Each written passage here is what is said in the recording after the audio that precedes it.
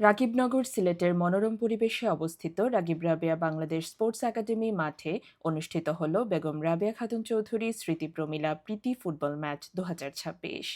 বিকাল ঠিক ৪টায় শুরু হওয়া এই জমজমাট ম্যাচে মুখোমুখি হয় রাগিব রাবেয়া বাংলাদেশ স্পোর্টস একাডেমি ও বান্দরবান ফুটবল একাডেমি। খেলার শুরু থেকেই রাগিব রাবেয়া বাংলাদেশ স্পোর্টস একাডেমি আক্রমণাত্মক ফুটবল প্রদর্শন করে এবং প্রথম গোল করে এগিয়ে যায়। দর্শকদের উচ্ছ্বাসে মাঠ হয়ে ওঠে প্রাণবন্ত। তবে প্রতিপক্ষ বান্দরবান ফুটবল একাডেমিও দমে যায়নি। তারা পাল্টা আক্রমণে ম্যাচে ফিরে আসে এবং এক পর্যায়ে সমতা ফেরায়। হাড্ডাহাড্ডি লড়াইয়ে নির্ধারিত সময় শেষে ম্যাচের ফলাফল দাঁড়ায় ২-২। এরপর ম্যাচ গড়ায় টাইব্রেকারে, যেখানে চাপের মুখেও দুর্দান্ত পারফরম্যান্স দেখিয়ে বান্দরবান ফুটবল একাডেমি ৫-৩ গোলে জয় নিশ্চিত করে। দুই দলের খেলোয়াড়দের দারুণ দক্ষতা ও লড়াকু মানসিকতা উপস্থিত দর্শকদের মুগ্ধ করে। অনুষ্ঠানে প্রধান অতিথি হিসেবে উপস্থিত ছিলেন দানবীর ডক্টর সৈয়দ রাগিব আলী। বিশেষ অতিথি হিসেবে উপস্থিত ছিলেন জনাব Abdul Hai sir, vice chairman Ragib Rabeya foundation, এবং doctor Mohammad Tajuddin, vice chancellor, leading university.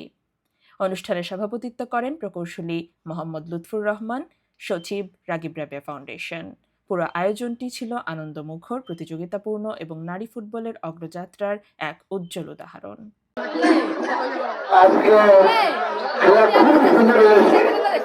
খেলা হারামিটা খেলা দেখার যারা ভালো প্লেয়ার যারা খেলা সবসময় থাকবে। তো আমার মনে হয় পুরো টিমই খুব উন্নয়নভাবে রয়েছে, সুন্দর পরিবেশে খেলা হয়েছে। তবে খেলা আরো করা দরকার।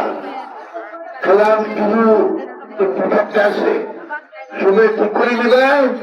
আর আজকে খেলা সুন্দর খেলা সবাইকে দেখার জন্য এখানে আসিয়া শোনার নাম হয়েছে এবং নিয়ত খবর হয়েছে খেলা দেখে আমেরিকা সবাই খেলা দেখে। আমরা দৈন্য মনে করে তোমরা ভালো খেলাইছো, সুন্দরভাবে খেলাইছো।